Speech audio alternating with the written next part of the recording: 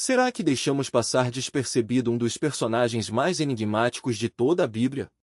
Um homem que surge das páginas do Gênesis como uma figura envolta em mistério, um sacerdote sem registro de nascimento ou morte, um rei que oferece pão e vinho séculos antes da última ceia. Quem é Melquisedeque? Um simples mortal, um ser celestial ou uma representação profética que aponta diretamente para Jesus Cristo? Vamos mergulhar nas antigas escrituras, percorrendo campos de batalha poeirentos, encontros divinos e sacerdócios eternos. E, na trajetória desse rei sacerdote intrigante, descobrimos o contorno de Cristo iluminando os séculos. A história de Melquisedeque começa em meio a um conflito que abala toda uma região. No capítulo 14 de Gênesis, a terra está dividida entre duas alianças poderosas. 4 reis orientais, liderados por Quedorlaomer, enfrentam 5 reis locais do Vale do Jordão.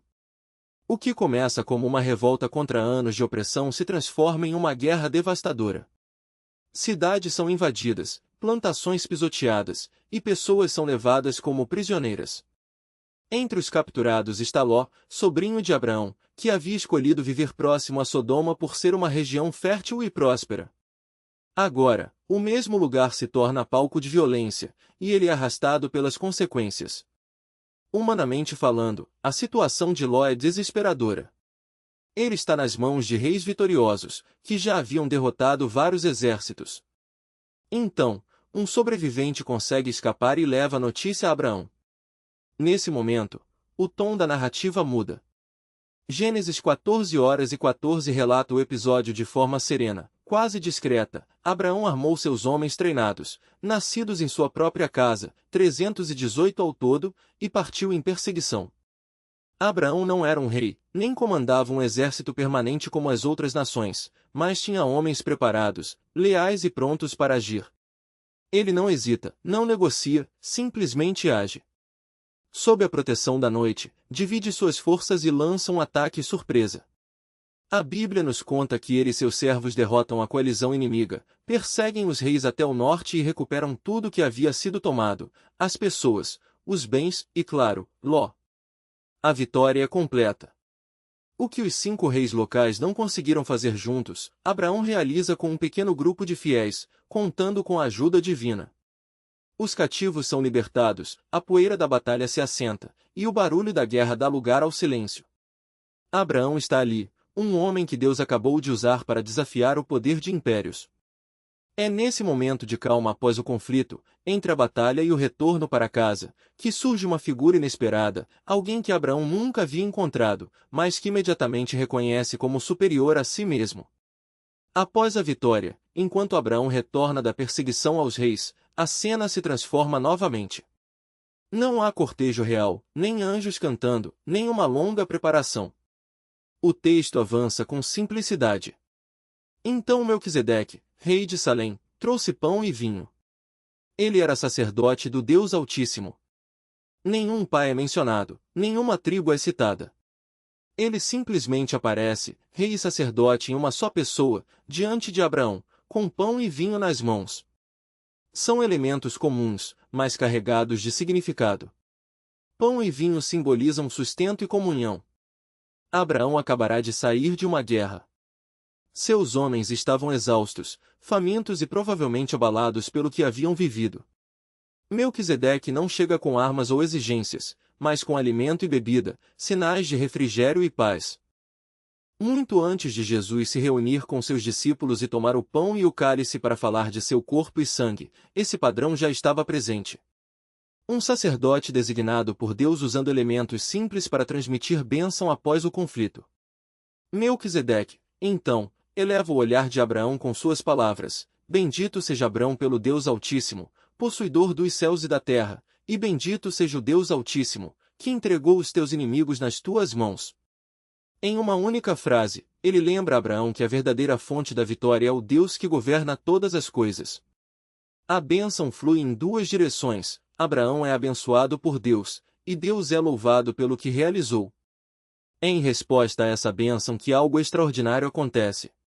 Abraão, o mesmo homem que acabará de derrotar reis, entrega a Melquisedeque o dízimo de tudo. O patriarca que se tornaria pai de muitas nações se humilha diante desse rei sacerdote. Ele não discute, não barganha. Com suas ações, reconhece o que o Novo Testamento mais tarde afirmaria: é indiscutível que o inferior é abençoado pelo superior. O dízimo de Abraão é uma confissão. Ele reconhece uma autoridade espiritual genuína. Diante do sacerdote do Deus Altíssimo, ele concorda, com seu gesto, que o sacerdócio celestial está ali, presente. Depois desse breve encontro em Gênesis, Melquisedeque desaparece da narrativa. Seu nome permanece quase esquecido nas páginas das Escrituras, até que o Novo Testamento resgata com uma nova perspectiva, inspirada pelo Espírito. A carta aos Hebreus volta a esses poucos versículos e extrai deles uma profundidade surpreendente. Porque este Melquisedeque, rei de Salém, sacerdote do Deus Altíssimo, é sem pai, sem mãe, sem genealogia, não tendo princípio de dias nem fim de vida, mas feito semelhante ao Filho de Deus, permanece sacerdote para sempre. O que antes era um detalhe narrativo se transforma em um exemplo fundamental, analisado cuidadosamente para revelar verdades sobre Cristo. O autor de Hebreus não está dizendo que Melquisedeque nunca teve pais ou que, literalmente, não nasceu nem morreu. Ele está chamando a atenção para a forma como Gênesis apresenta essa história. Em um livro repleto de genealogias, onde cada gerou é meticulosamente registrado e as idades dos personagens são cuidadosamente anotadas, é impressionante que esse rei sacerdote apareça sem nenhuma linhagem familiar. Não há menção a seu pai, nenhuma tribo é associada a ele, nem há registro de quando seu sacerdócio começou ou terminou. Ele surge na narrativa, abençoa Abraão, recebe o dízimo e some do texto. O autor de Hebreus interpreta esse silêncio como algo significativo. Por causa disso, o sacerdócio de Melquisedeque é descrito como se não tivesse começo nem fim.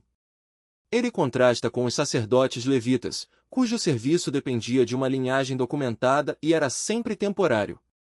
Eles se tornavam sacerdotes por nascerem na tribo de Levi e precisavam ser substituídos quando morriam. Melquisedeque, pelo modo como sua história é contada, não tem genealogia no texto. Seu sacerdócio não parece algo herdado, transmitido ou regulado pela lei dada no Sinai. Ele é apresentado como direto, imediato e duradouro. Por isso, Hebreus afirma que ele se assemelha ao Filho de Deus. Melquisedeque não é o filho, mas sua figura aponta para ele. Narrativa inspirada por Deus, começamos a perceber como os detalhes aparentemente simples carregam um peso simbólico que transcende o momento imediato. O pão e o vinho de Melquisedeque não são apenas um gesto de hospitalidade, eles são um eco antecipado daquilo que Cristo realizaria plenamente.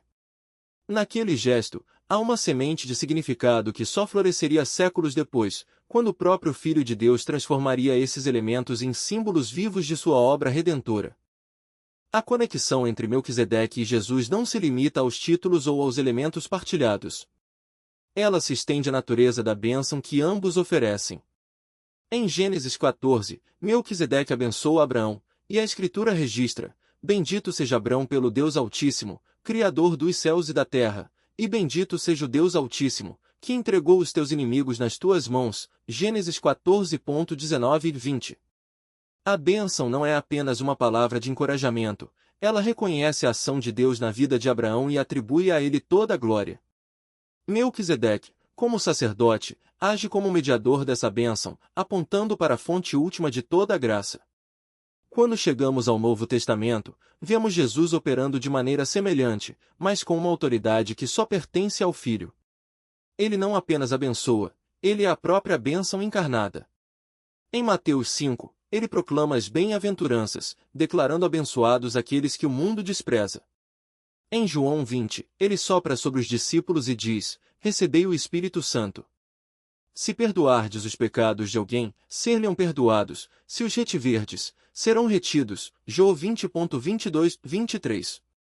A bênção de Cristo não é apenas uma palavra de conforto, ela é poder transformador, capaz de perdoar pecados, restaurar vidas e reconciliar o homem com Deus. Outro ponto de convergência entre Melquisedeque e Jesus está no ato de receber o dízimo. Em Gênesis 14, Abraão entrega a Melquisedeque o dízimo de tudo o que havia conquistado. Esse gesto não é uma mera formalidade, ele reconhece a autoridade espiritual de Melquisedeque e sua posição como representante de Deus. O autor de Hebreus explora essa ideia para mostrar que, se até Levi, que ainda estava nos lombos de Abraão, pagou o dízimo a Melquisedeque, isso significa que o sacerdócio de Melquisedeque é superior ao levítico, HB 7 de setembro de 10. O dízimo, nesse contexto, não é apenas uma questão de finanças, é um símbolo de submissão a uma ordem sacerdotal que transcende as limitações da lei mosaica. Em Cristo, essa submissão encontra sua expressão máxima. Ele não recebe dízimos, mas oferece a si mesmo como sacrifício perfeito. Ele não exige reconhecimento, ele se entrega por amor. O dízimo de Abraão a Melquisedeque prefigura a entrega total de Cristo na cruz, onde ele se fez pobre para que, por sua pobreza, fossemos enriquecidos. 2:8.9. A superioridade de Melquisedeque sobre Levi aponta para a superioridade de Cristo sobre todo o sistema antigo, pois ele é o sacerdote que não apenas recebe, mas que dá tudo. A ausência de genealogia em Melquisedeque também ganha novo significado quando vista à luz de Cristo. O sacerdócio levítico dependia de uma linhagem terrena, mas o sacerdócio de Melquisedeque, e, por extensão, o de Cristo, não está atrelado a uma descendência humana. Ele é eterno porque sua origem não é deste mundo. Em João 8, quando os fariseus questionam Jesus sobre sua identidade, ele responde: antes que Abraão existisse, eu sou. João 8.58. Essa declaração não é apenas uma afirmação de preexistência, é uma reivindicação de divindade. Jesus não é um sacerdote por herança, ele é sacerdote por natureza, pois ele é Deus encarnado. Essa realidade muda tudo. O sacerdócio de Cristo não está limitado pelo tempo, pela morte ou pelas falhas humanas. Ele não precisa de sucessores porque ele vive para sempre. Ele não oferece sacrifícios repetidos porque seu sacrifício foi único e suficiente. Hebreus 7.24-25 resume essa verdade de maneira poderosa, mas este, porque permanece eternamente, tem um sacerdócio perpétuo. Portanto, pode também salvar perfeitamente os que por ele se chegam a Deus, vivendo sempre para interceder por eles. A intercessão de Cristo não é um ato ocasional, é uma realidade contínua, baseada em sua vida indestrutível. Por fim, a cidade de Melquisedeque, Salém, também carrega um significado profético. Como já mencionado, Salém está associada a Jerusalém, a cidade que, no Antigo Testamento, simboliza a presença de Deus entre seu povo. Mas Jerusalém terrena, com seu templo e seus rituais, era apenas uma sombra da realidade celestial. Em Apocalipse 21, João vê uma nova Jerusalém descendo do céu, onde Deus habitará com os homens e enxugará toda lágrima. Essa cidade não precisa de templo, porque o seu templo é o Senhor Deus Todo-Poderoso e o Cordeiro, AP 21.22. Melquisedeque, como rei de Salém, aponta para essa realidade futura. Ele governa uma cidade que, embora terrena, prenuncia Jerusalém celestial. Cristo, por sua vez, não apenas reina sobre uma cidade, ele é a própria cidade. Ele é o Cordeiro que foi morto e que agora vive para sempre, o sacerdote que não precisa de um templo porque ele é o templo. Em Cristo, a paz e a justiça de Melquisedeque encontram sua plena realização, não como um ideal distante, mas como uma realidade presente para todos os que nele creem. Diante de aquele que é maior, a reconhecer que toda a bênção vem de suas mãos e a entregar-lhe não apenas um dízimo, mas a totalidade de nossas vidas. Assim como Abraão, que saiu da batalha com os despojos, mas não os reteve para si, somos chamados a viver com a mesma consciência: tudo o que temos, vitórias, recursos, tempo, até mesmo nossa fé, é fruto da graça de Deus e deve ser devolvido a Ele em adoração. A figura de Melquisedeque, embora passageira, revela algo profundo sobre o caráter de Deus. Ele não age apenas dentro dos limites que nós, humanos, estabelecemos. Antes mesmo que houvesse um povo escolhido, um templo ou uma lei escrita, já existia um sacerdote do Deus Altíssimo oferecendo pão e vinho, abençoando um homem de fé. Isso nos lembra que o Evangelho não é um plano improvisado, mas a execução de um propósito eterno. Deus não começou a salvar o mundo quando Jesus nasceu, ele já estava agindo desde o princípio, preparando cada detalhe para que, no tempo certo, o Cordeiro fosse revelado. Quando lemos sobre Melquisedeque, somos confrontados com uma verdade simples, mas transformadora. A salvação não pertence a uma nação, a uma cultura ou a uma época específica. Ela é universal porque o Deus que a oferece é o Criador de todos. O sacerdócio de Melquisedeque, que não se prende a linhagens ou rituais, aponta para o sacerdócio de Cristo, que não conhece fronteiras. Em Hebreus, somos lembrados de que Jesus não é um sacerdote segundo a ordem de Arão, limitado por genealogias e sacrifícios repetitivos, mas segundo a ordem de Melquisedeque, um sacerdócio eterno, perfeito e suficiente para todos os povos. Essa realidade deve moldar nossa maneira de ver a Igreja e o mundo. Não somos um clube exclusivo, mas uma família reunida de todas as nações, tribos e línguas, unida não por laços de sangue, mas pelo sangue de Cristo. O pão e o vinho que Melquisedeque ofereceu a Abraão encontram seu cumprimento na ceia do Senhor, onde não apenas recordamos, mas participamos da vitória de Cristo. Ali, ele nos alimenta com sua própria vida, nos fortalece para a batalha espiritual e nos lembra que, assim como Abraão, somos peregrinos a caminho da cidade cujo arquiteto e construtor é Deus. A história de Melquisedeque também nos desafia a viver com uma perspectiva eterna. Ele aparece, abençoa e desaparece, mas seu legado permanece porque aponta para alguém maior. Da mesma forma, nossas vidas são breves, mas o que fazemos em nome de Cristo ecoa para sempre. Cada ato de fé, cada gesto de amor, cada palavra de esperança que compartilhamos não é perdido no tempo, mas se torna parte do grande plano de Deus para redimir o mundo. Assim como Melquisedeque serviu em um momento específico da história, mas seu sacerdócio transcendeu sua época, nossas ações hoje têm um peso que vai além do que podemos ver. Por fim, essa narrativa nos convida a uma resposta prática: adorar com humildade, viver com gratidão e servir com generosidade. Abraão reconheceu a autoridade de Melquisedeque e entregou-lhe o dízimo de tudo. Nós, que temos diante de nós não um sacerdote passageiro, mas o sumo sacerdote eterno, somos chamados a uma entrega ainda maior. Não se trata apenas de dar uma parte, mas de render tudo, nossos sonhos, nossos planos, nossas lutas e nossas vitórias, aos pés de aquele que é Rei de Justiça e Príncipe da Paz. Quando fechamos as páginas de Gênesis e olhamos para o restante da Escritura, vemos que Melquisedeque não foi um detalhe isolado, mas um sinal do que estava por vir. Sua presença ali, no início da jornada de Abraão, é como uma semente plantada no solo da história, que germinaria séculos depois na pessoa de Jesus. E assim como aquela semente se transformou em árvore frondosa, dando sombra e fruto a todos os que nela se abrigam, Cristo se tornou o refúgio eterno para todo aquele que crê. Nele, as promessas feitas a Abraão se cumprem, o sacerdócio de Melquisedeque encontra sua plenitude, e a bênção que um dia foi dada a um único homem agora é oferecida a toda a humanidade. Antes mesmo que o grande rei e sacerdote se revelasse, já havia ali um reconhecimento profundo: toda vitória vem de Deus. E essa confiança, que Abraão depositou em Melquisedeque, aponta diretamente para o sacerdócio eterno de Jesus, que jamais se esgota. Nele, as promessas feitas a Abraão ultrapassam fronteiras e alcançam todas as nações. Nele, os pecadores encontram salvação completa em um refúgio seguro, onde a graça não tem fim. Que nossa resposta seja de gratidão e entrega.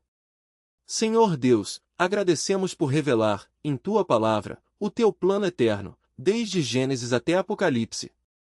Obrigado por Cristo, nosso sumo sacerdote, nosso Rei e Salvador. Dá-nos corações como o de Abraão, humildes, agradecidos, prontos para Te honrar com tudo que somos e tudo que temos. Ensina-nos a andar em justiça e paz, e a descansar na obra consumada e no sacerdócio infindável de Jesus. É em Seu santo nome que oramos. Amém. Se esta mensagem aprofundou sua compreensão da palavra de Deus e aproximou seu coração de Cristo, agradecemos por dedicar este tempo às Escrituras conosco.